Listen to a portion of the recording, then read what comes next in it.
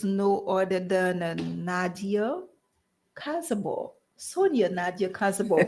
It's a pleasure to have you here on this occasion, World Environment Day. As our earlier guest did mention, he wasn't aware on today's observance. You, as a community advocate as well, your opportunity to greet the listeners and to share more of today's observance. Also, excitedly to speak on the initiative which is happening later on this afternoon. Good morning again to you. Good morning, Cabrina, and thank you once again for having me on your show. And good morning to all our listeners in Soufrière, St. Lucia, and those who are listening overseas. Yes, World Environment Day first started in 1973. So it's always held on the 5th of June. And this year, the theme is Beat Plastic Pollution. And our project, Flowing Clean, tackles that beautifully. And I will be talking about it with you a little bit more. Nice. Before we get into that as well, something else is also happening, a community cleanup. Yes. So the hotels in Soufrière, 5 of them, took the initiative, and I was very happy to see that, led by Sugar Beach.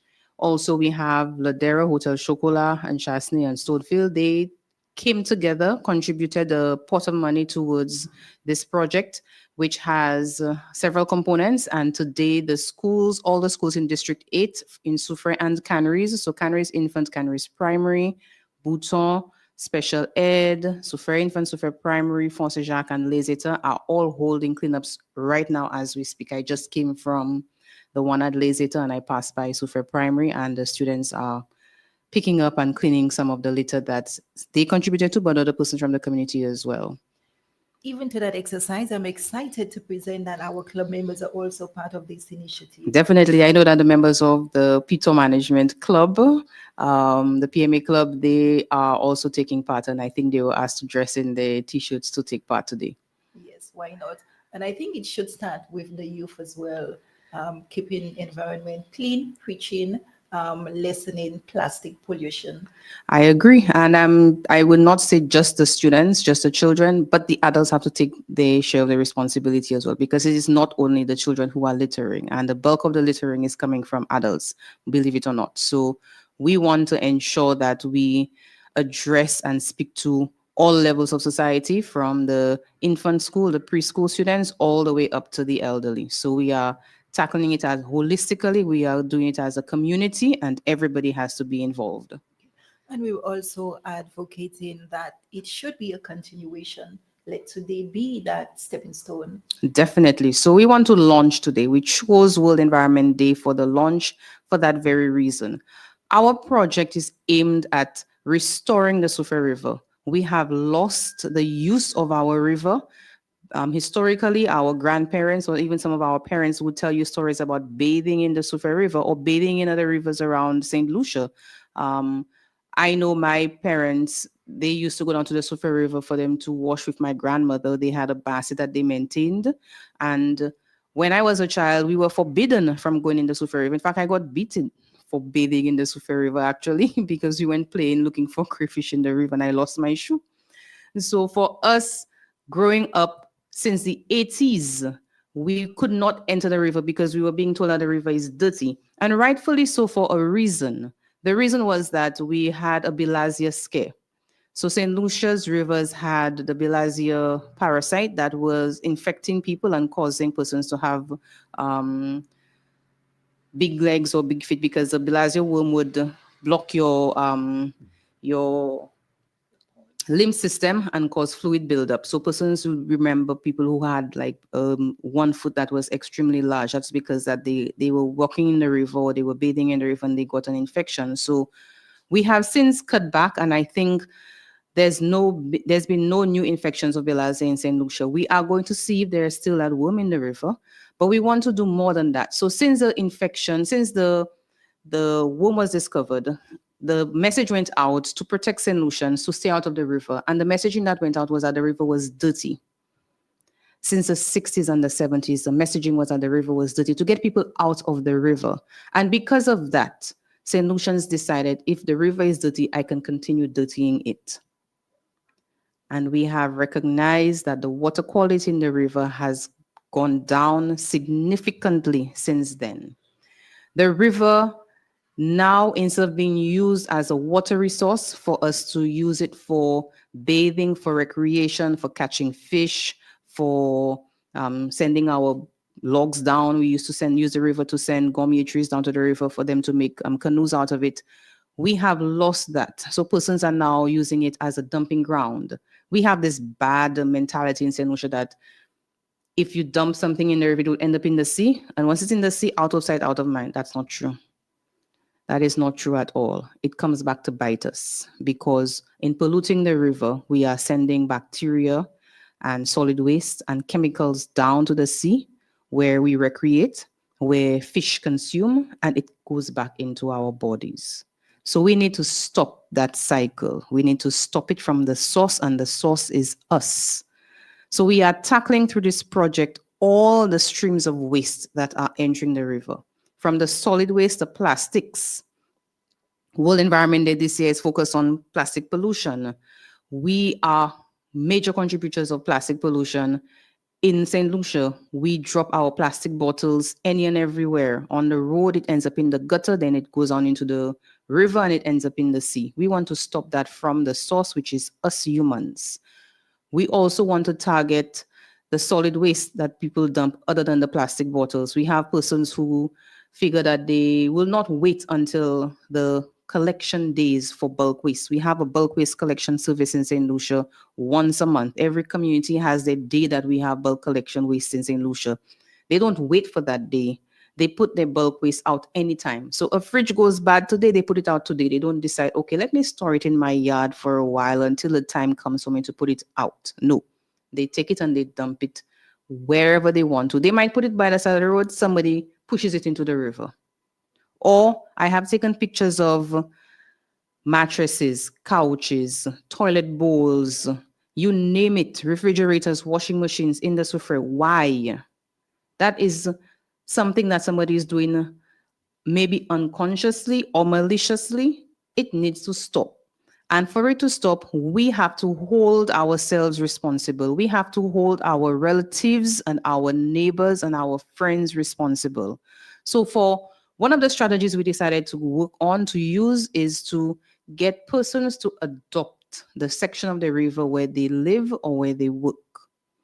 That way, we will have more people monitoring what is happening and putting pressure on those who are the polluters, because it is just a few persons. It is not the majority who is polluting. It is a few persons who are polluting, and we need to get them to pull up their bootstraps. We need to get them to change their habits and change their attitudes. So this is the strategy that we are going with our Flowing Clean project, is to get persons to reconnect with the river, take ownership of the river, monitor it, and then we will see the benefits. Because if you remember, Cabrina, after Hurricane Thomas in 2010 and after Debbie, I saw people bathing in the Sufa River. I know how bad the water quality is. I cringed when I saw that. And I was praying that nobody fell sick to die, because we have some nasty pathogens in the Sufa River that can actually cause death. We do not want that to happen. We want to start cleaning the river up now so that, God forbid, when we get hit by a major hurricane, another one, and we have to return to using the river will be clean and we can use it without fear of getting sick. So we want to start now. In fact, one of our taglines is "the time is now." And the UN has, for this year's World Environment Day, we're running out of time. We are running out of time. So we need to act now before anything gets worse, before we have any major illness, major epidemic breaking out in Suffer or anywhere else in St. Lucia. We need to start acting now. I think this conversation is timely as well as the launch. My question, more or less, would be, with the launch of Flowing Clean and the hurricane season as well, understanding that persons will be responsible for whatever sections of the river, as well as monitoring and evaluation, what has been put in place thus far? Because we opened the season already on Sunday. Yeah, the hurricane season has already started, and I wear another hat in the community as a deputy chair for Yes. NIMO, so you know that. So I am very, very concerned about the safety of Suferians, the safety of anybody who comes into Suferi, whether you be from any part of St. Lucia or from any other country, because we know what the water quality is like in the Suferi River. We know how bad it is. That is why we are pushing for us to get this done and to get the community actively involved, because something must be done. So for the Adopt a River program, which is just one component of the project, we will be inviting anybody who wants to join to contact us. You can form a group with your with a club, with a sports club, a faith-based club. So if you're part of a youth ministry in your church, or if you are part of a youth group or an elderly group and you want to adopt a section, or just with persons in your neighborhood. So there are five of you, five houses, and one person from each house wants to take part. We will be doing training. We will register persons first for us to see how many sections we will have adopted, because we want to get the entire length of the river adopted, from the mouth of the river all the way up to where the river starts in Fort Jack. And there are about 5 different points where the Sufa River actually starts. So we want to adopt all the sections. And we will be we will be training persons, first of all, with the various levels of monitoring. So the first level is just visual observation. You see something happening, you report. We will have all the communication lines available to you. You can report. So if you see somebody dumping, they did some construction and they have some construction waste and they dump it, which you know happens, we can report that. We will speak to the person first, and then we will report that so that they can go and clean it up. If they refuse, and we involve the authorities.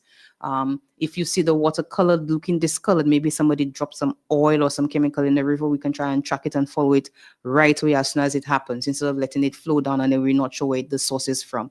So we want the first level of training is going to be just the visual observations, and there will be a form for persons to fill out. And that information is actual information that is going to benefit other government ministries. So for instance, the forestry department is supposed to be monitoring the river and doing an assessment every year. And our information is going to help them with the annual monitoring of the Sufa River. The second level of assessment is going to be where they do some on-site field testing. So we'll be training additional persons as water warriors, where they will learn how to conduct water quality testing using handheld devices that we will make available to the groups when we have to do the monitoring. And then at the third level, we will have persons collecting water samples for us. And those samples will be taken to the lab in Castries for them to do additional testing. And we will be also sending some samples to the US for additional testing. One of the big components that we are also doing, we know that in Sufre, for the past few years, we have seen an increase in the number of persons diagnosed with and passing away from cancer. And nobody can answer or tell us what the cause is, what the carcinogens are, what the underlying factors are. We are going to attempt to address just one small factor, one small component. I am not a doctor, that is not my field of study, but I have a little science background. So we will be doing some water testing. We're testing tap water, we'll test spring water and the river water as well for some known cancer-causing chemicals. They're called carcinogens. So we'll be testing for those carcinogens, and we will also be doing an epidemiological study. That's a long word. That simply means we'll be looking for, doing a survey. We will have enumerators on the ground, so persons conducting surveys on the ground. They will be going from house to house. They will not be going to every single house because we do not have the budget to cover the whole of Sufre. But we will try to make it as comprehensive as possible, where if I come to your house, for instance, Cabrina, and I ask you, is there anybody at your home who is diagnosed with cancer, who has passed away from cancer? And you say yes, then you will give me some information about that, the person's age, the type of cancer, where they live, etc. And then it will ask you, do you know of anybody else in your family or in the community, in your neighborhood, who has cancer or who has passed away from cancer? And if you can give us the information, direct us to their home so we can go there. So the enumerators will be on the ground doing that survey for a couple of months, and then we will be mapping those results. There's something in health studies where you can map diseases, and it will, if there's an environmental factor, you will see a cluster of people with one specific disease in a certain area, and you can say, something in that area is causing a problem. Let us see if we can find out what it is. So on a national level, for instance, the epidemiology unit, when they get results of persons with dengue, for instance, they can map the dengue and they say, okay, there's an outbreak of dengue in this part of Suffer and an outbreak of chikungunya when chikungunya was around in a certain area. So they can do the mapping and see where the hotspots are. So we are going to attempt to do something similar for cancer, a cancer survey in Suffer, with the assistance of some doctors. And then we will have persons on the ground who are trained. Okay. Interesting. As far as Flowing Clean is concerned, could you speak to us with the other organizations that have partnered on such? Most definitely. I mean, this is not just a Waterways project. We have partnered very closely with the Sufa Regional Development Foundation. Waterways on Island, we just have a staff of 2 of us, myself and my colleague, Colleen Edwards. And for us, it is an impossible task for us to do this on our own. The foundation has partnered with us on 2 levels. One, they're providing some funding support and some technical assistance as well. So we'll be utilizing the radio. We'll be here very frequently on the radio using the communication systems. We'll be working as well with Liberty FM as well for us to get the word out widespread throughout Sufre. And we have other partners. So we have formed what is called a Sufre River System Management Committee that is made up of persons from different agencies, government agencies as well as community agencies. So we have, for instance, forestry represented, environmental health, fisheries with RITA, SMMA, the Fonsac Development Committee, the police, the hospital. We want to have somebody from WASCO on board, as well as solid waste, and I might be missing a couple. Water Resources Management Agency. If I forget you, I'm apologizing. I'm saying off the top of my head. But we have a committee of about 12 persons that we are going to be working diligently because the project has to end by December 26th. The project is being funded through Pro-Caribe, a project that is based in Latin America. And the funds are coming through Jeff Small Grants. We got a grant of 150,000 US, which is about 405,000 EC, and other agencies together with the foundation, government staff with their time, their expertise, the equipment, as well as what Waterways is contributing. The project total is about a little over 700,000 EC dollars, so almost $750,000 that we are investing in Sufre in a matter of 18 months for us to clean up the Sufre River. And we need your help. It's not going to be just the persons who are involved as the managers, as the committees working. We need the help of the public. We need the help of everybody, from school children to persons working to adults. We need everybody on the ground committed to doing that. So in that regard, we have come up with a charter for the management of the Sufre River, where we will invite people from Sufre to join us in this effort. And to show your support, we want persons, the length and breadth of Sufre, to sign onto that charter, to pledge that we are each going to play our part to help get this project done, implemented, and for us to continue it beyond the life of the project. So we want people to pledge that they will play their part in keeping the river clean. And we are going to present that charter with all the signatures to the government of St. Lucia. We will present it to the Cabinet of Ministers and tell them, here, Sufre people have signed on. Now we want government to take on that responsibility as well. Okay. With the launch of this project as well, how are the schools involved? Several of the schools, in fact, almost all the schools have already indicated their willingness, their preparedness to adopt the section of the river that is closest to them. Even the principal of Buto, he came to me, was like, that's Mr. Gill, is like, Miss Cazaubon, Bouton is far away from the Soufrière River. I tell them it's not just the river, Mr. Gill, it's also the entire Soufrière watershed. So Bouton School, they will adopt their section as well within their community. Okay. Interestingly, you spoke about the watershed because here we are trying to restore the Soufrière River, looking at the quality of water. Um, what's about Fonsejac and what happens negatively in the watershed? It will continue to impact the river. So this project is in tandem with several other projects. So we are working very closely with, and we have been working very closely with the Fonsejac Development Committee on several projects in the past. The project, we have persons from, we will be getting groups from Fonsejac to adopt sections of the river as well. The sources of pollution coming from the head of the river coming down, obviously flows down river and it enters the sea. We want the farmers who play their part, those persons who have the habit of washing their chemical containers in the rivers and the streams, we need them to stop that practice because the chemicals are entering the river and the spring, it's entering the groundwater, it's entering the spring water. Spring water is groundwater, water that has seeped down through the ground and entered what's called an aquifer in the rocks beneath. It gets trapped there. And when there's a break in the rocks, that's where you get a spring flowing. If you're washing your chemicals upstream of a spring, you're guaranteed that that chemical is seeping down into the spring water in the aquifer below, and the people below you are drinking that. And that practice must stop. We are also working with the livestock farmers. We had a previous project. The precursor to this project was a project we did in Wavinclay, where we installed 3 low-cost biogas digesters in Zenon, in by Biggers Place, and in Belfont by Mr. Mitchell's place. The technology has been designed. It is there. It is working. It is functional.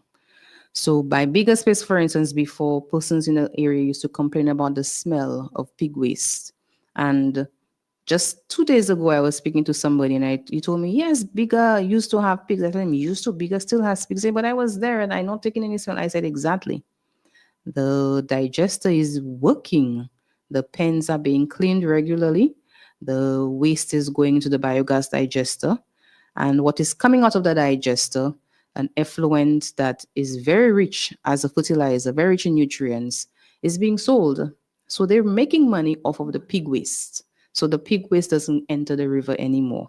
We have had interest from several other farmers. So not under this Flowing Clean project, but another project that we are partnered on. It's coming on stream very soon, the ILM project. We will be building 5 additional biogas digesters. What this project will be tackling is the human sewage, the human feces. We have, from the census, known for a while that there are pockets in Soufrière where there are people who do not have any toilets at their home through no fault of their own in some instances. So we want to find solutions to that issue. And some recommendations have already been put forward through previous project work that we have been involved with. We are going to, under this project, hold a symposium with the correct people, the right agencies, to tell them these are the proposed solutions that will work for these different areas. We need you to decide on one or two, and we are going to assist in finding funding to address the problem for at least one of those communities. If my memory serves me right as well, being part of consultations where discussions were raised in terms of maybe erecting satellite toilets and stuff for a few persons. Exactly. You see, you remember that part? So this is one of the solutions that was already been proposed for areas, for places where persons do not have space for them to construct a septic tank and they would have a functional soakaway. The proposed solution for that instance would be to have a satellite toilet and then sort of like a mini sewer system where the waste is piped to an artificial wetland area where it would be treated, or piped to a digester area with a digester built that can then produce gas that people can use to cook at their homes. So there are several solutions that have been proposed at that symposium under this project that we're funding.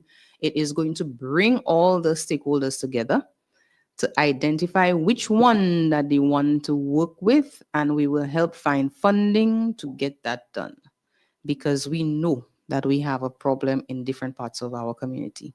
It is our responsibility to address it and fix it up. True. In your opinion, what do you think are the anticipated long-term environmental benefits for cleaner waterways? A lot. Hopefully, the goal is once we have restored our river, people will then be able to the view the river as a resource where they can recreate freely, where they can enjoy a river lime. Is where families could possibly um, dig up and go and catch crayfish once we ensure that our populations are high enough and crayfish is no longer illegal to catch. We can go and fish for mealy. We can have a river lime, go and cook roasted breadfruit and catch fish and, enjoy the benefits of having the river restored. Look at Dominica, for instance. Dominicans value their rivers. In Dominica, if you go to an area and you dispose of your garbage illegally, Dominicans will jump on you. That's speaking figuratively.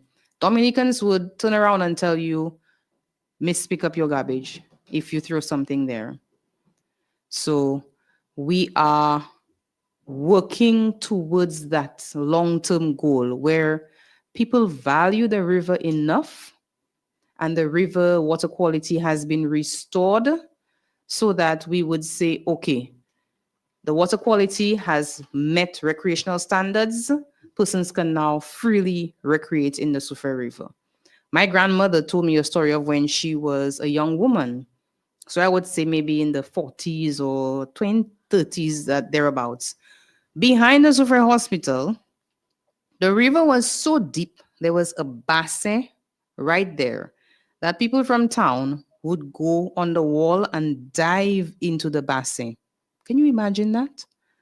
That area of the river right now is no deeper than my knee. Nobody can dive into that. And nobody should be diving even if it was deep enough because water quality is so bad. But she said from the bassin, you could see the rocks on the bottom of the bassin. It was so deep that they could take a head shoots off the wall behind the hospital and dive into the bassin. We want to bring that back. We want to restore our river to the point where people can safely go and bathe in the river. Nice. It is now 10 minutes after the hour of 11 a.m. in Surface St. Lucian, of course, the Eastern Caribbean. I am aware that time is of the essence for you, given your preparations for The this launch this afternoon. afternoon's initiative, your final comments as well, your full sentiments as well. I know you're excited to present. You've worked tirelessly and to finally see that come into fruition. Definitely. So I'm excited about this afternoon. We will be officially launching the project. And that launch is taking place at the Sufa Primary School this afternoon and from 3:30. It will be live streamed on 88.5 right here, while you're following, where you're listening, as well as on YouTube. And we want people to join in to follow us. If you can come to the school, you're free to welcome to come to the school, where we'll be launching the project. We'll be presenting the members of the committee. We will be having some giving I will be giving a full overview of the project, so you will get to see and hear what all the components of the project are about. And from then on, once we receive our disbursement, our committees have already started working, so we are hitting the ground running as of today. Okay. Before you leave, permit me to ask, are there plans to expand this project into communities? Because the passion is you speak solely of Sufre. Sufre is my hometown, so of course I'm going to start in Sufre. But once we can get this project and we are successful with the commitment of Sufre people, then we will look into taking it to other communities for us to get the entire St. Lucia, get all our watersheds cleaned up. Because, I mean, I bathed in the Canaries River as a child. I'm not going to bathe there now. It's on the part that I was bathing in, but we want to restore all of our rivers so that all of St. Lucia can benefit.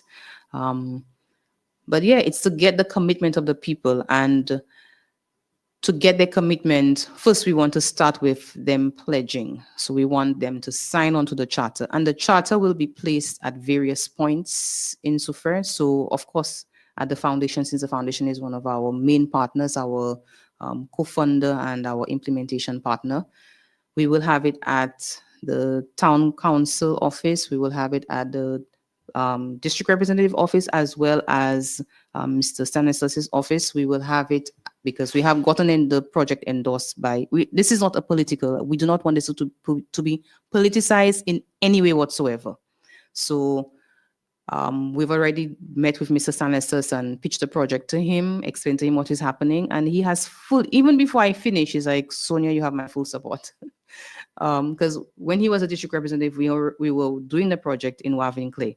So he had already had the background of that. So he's like, I'm very happy that it is happening. So we want everybody, no matter what your religion, your political affiliation, this is for Soufrière. It has no boundaries to say politics or religion, nothing. So we want all of Soufrière to sign on to the charter. We will be placing it at the schools, giving those businesses who are willing to allow their customers or their staff to sign on. We will be happy to leave the charter and the sign-up sheet with persons so that everybody can sign. But if you sign once, don't sign twice, because we want to say we don't want to have duplicate signatures, but we want you to sign at least once. So we will put the list up on our Facebook page, so you can look for us at Caribbean Sea on Facebook or Waterways on Caribbean Waterways on Instagram.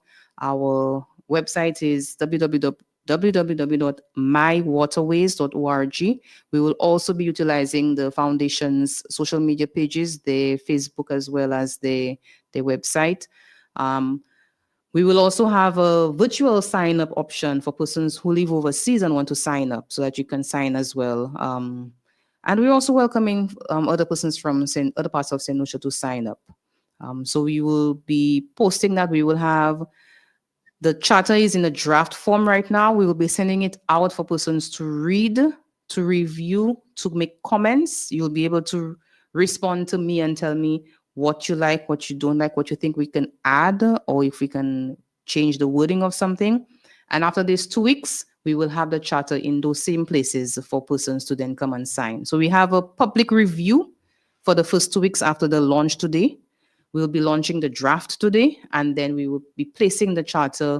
So give us by Monday to have the charter at all the businesses that are going to allow us to place the charter there. So you can see, you will see it. It will also be online.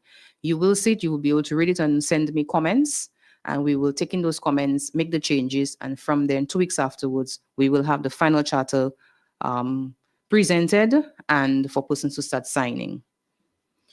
Thank you so much for that. It is now 60 minutes after the hour, just before you leave, just to reiterate what is happening today and where. So today, first of all, ongoing right now is the cleanup with the schools that they're conducting right now.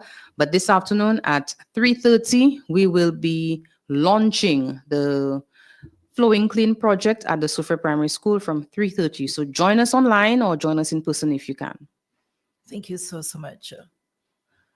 At this time, I want to say thank you so much for gracing us here today with your presence, sharing, of course, on this World Environment Day. Remember to keep the community clean, beating plastic pollution. And of course, we have this afternoon as well, Flowing Clean, a long-awaited initiative. It's set to launch this afternoon, 3:30 p.m., Soufrière Primary School. Ms. Cazaubon, as always, extending gratitude to you. Thank you for having me. Thank you very much. Productive one. You too. Have a good day. See you this afternoon.